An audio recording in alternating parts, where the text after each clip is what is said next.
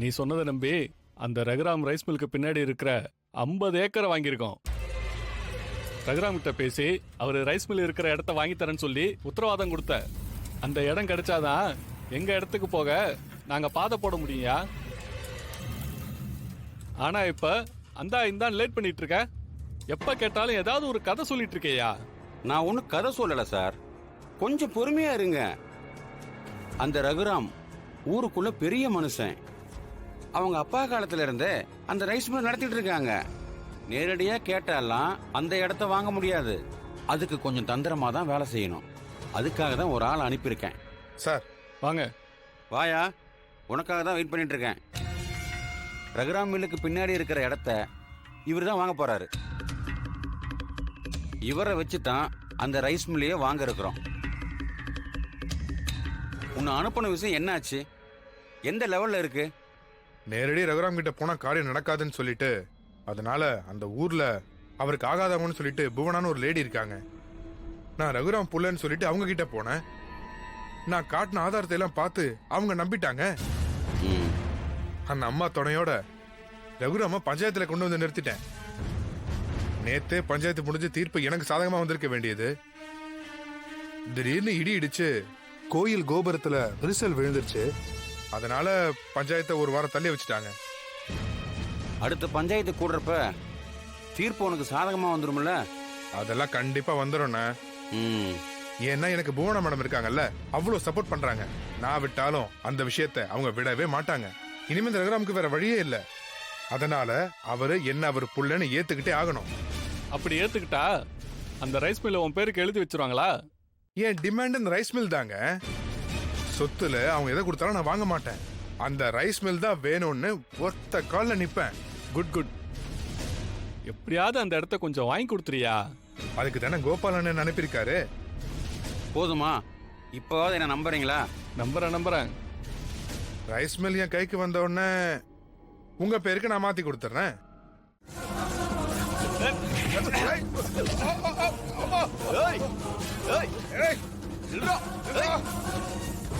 புடிங்க அவன. எப்படி ஓடுறான் பாருங்க. மனோகர் தானே? என்னன்னு இப்படி அவனை தப்பிக்க விட்டுட்டீங்களே?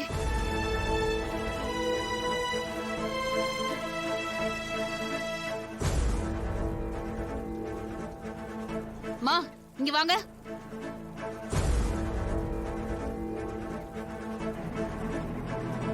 இதான் நீங்க கூழ் காய்ச்சற லட்சணமா? ஏடா, எவ்வளவு தைரியம் இருந்தா எங்க ஊருக்கே வந்து நீங்க சாராயம் கச்சுவீங்க? தங்கச்சி, இவனுங்க ஒருத்தனை விடக்கூடாது. போலீஸ்ல புடிச்சு கொடுத்து எல்லாரையும் வெளியே விடாத மாதிரி பண்ணணும். ஆளுங்களை வச்சு சாராயம் காய்ச்சறது மனோகர் தானே? எப்படியோ இன்னைக்கு தப்பிச்சிட்டான். ஆனா அவன் எங்க ஓடி ஒளிஞ்சாலும் பிடிக்காம விட மாட்டேன். மாயா, போலீஸ்க்கு போன் போடு.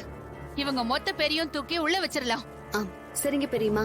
அம்மா, நாங்க கூலி வேலை பாக்குறவங்கம்மா. எங்களை மாட்டி விட்டுறாதீங்கம்மா. தயவு செஞ்சு எங்களை விட்டுருங்கம்மா. ஏன் இந்த உலகத்துல பொழைக்கிறதுக்கு வேற வழியே இல்லையா? சாராயம் காய்ச்சறதெல்லாம் ஒரு தொழிலா? அம்மா எங்களை மன்னிச்சிடுங்கம்மா. எங்களுக்கு புள்ள குட்டிங்க இருக்காங்கம்மா. ஏதோ வயிற்று பொழப்புக்காக இந்த வேலையை பார்த்துட்டோம்மா. இனிமே எந்த தப்பும் பண்ண மாட்டோம்மா.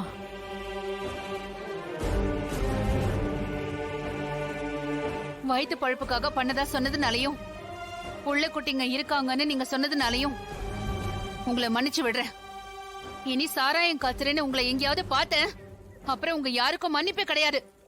போங்க இங்க இருந்து, கிளம்புங்க. வருமா?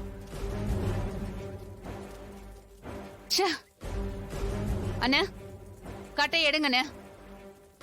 இங்க ஒரு பானை கூட இருக்க கூடாது. எல்லாத்தையும் அடிச்சு உடைங்க. ஆமா தங்கச்சி. மச்சான் வாங்க மச்சான்.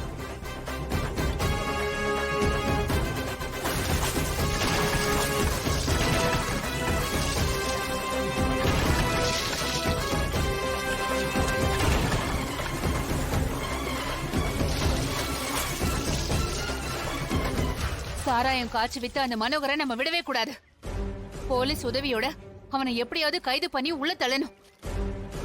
இனிமே இந்த ஊர்ல யாரும் சாராயம் காய்ச்சவே கூடாது. மறுபடியும் இந்த மாதிரி ஒரு சம்பவமே நடக்க கூடாது. ஒருத்தன் குடிச்சிட்டு பைக்ல இடிக்கிற மாதிரி வந்தான். அவனை புடிச்சு சாத்தினப்போ ஊர் எல்லையில காட்டு பகுதியில கள்ளச்சாராயம் காய்ச்சறாங்கன்னு தகவல் வந்துச்சு. அங்க போனா பார்வதி சித்தியோட அண்ணன் மனோகர் இருந்தாரு.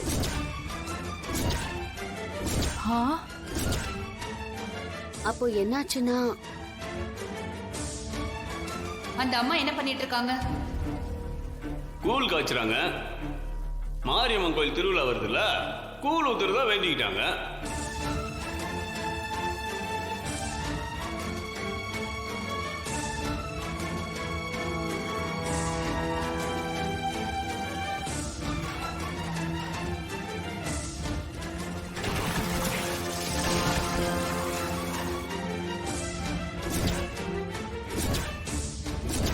ஐயோ, அட பாவி, இப்படியா பண்ணுவான்? ஏன் பார்வதி, உங்க அண்ணன் தண்ணி அடிச்சு பாத்திருக்கேன், இப்ப சாராயமே காய்ச்ச ஆரம்பிச்சிட்டானா? கடையிலனா காசு கொடுத்து வாங்கணும், எதுக்கு நாமளே காய்ச்சிடலான்னு முடிவு பண்ணிட்டாரு போல இருக்கு. ஏய், வாய மூடுறா. என்ன எதுன்னு தெரியாம நீ பாட்டுக்கு உன் இஷ்டத்துக்கு பேசாத. அப்படி சொல்லுங்க அண்ணி. என் அண்ணனாவது சாராயம் காய்ச்சறதாவது, அந்த பக்கம் அவர் ஏதாவது வேலையா இருந்திருப்பாரு. அதான் இவங்க யாருக்கும் அவரை பிடிக்காதே, அவரை பார்த்ததும் சாராயம் காய்ச்சறதா பழி போடுறாங்க. இல்லம்மா, நாங்க எல்லாரும் நேர்ல போய் கண்கூடா பார்த்தோம். எங்க கையில பிடிபட்டும் எங்களை தள்ளி விட்டுட்டு ஓடிட்டான். இல்லனா போலீஸ வர வச்சு அவனுக்கு லாடம் கட்டி இருப்போம். போதும், நிறுத்துங்க.